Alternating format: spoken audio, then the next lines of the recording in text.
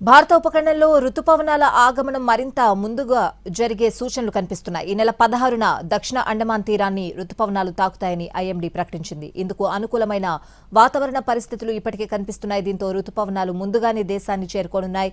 ఈ నెల 4వ వారంలో కేరళకు రుతుపవనాలు చేరే అవకాశం ఉంది. ప్రస్తుతం బంగాళాఖాతంలో తీవ్ర అల్పపీడనం కొనసాగుతోంది. రానున్న 48 గంటల్లో ఈశాన్య దిశలో ఈ అల్పపీడనం పయనించే అవకాశం ఉంది. దీనికి అనుబంధంగా 5.8 కిలోమీటర్ల ఎత్తులో ఉపరితల ఆవర్తనం కొనసాగుతోంది. అదే ప్రాంతం నుంచి ఉత్తర తమిళనాడు, రాయలసీమ, ఉత్తర కర్ణాటక మీదుగా మహారాష్ట్ర వరకు ద్రోణి విస్తరించింది. వీటన్నింటినీ ప్రభావం కారణంగా వచ్చే 5 రోజుల పాటు రాష్ట్రంలో ఉరుములు, మెరుపులతో కూడిన వర్షాలు కురిసే అవకాశం కనిపిస్తోంది.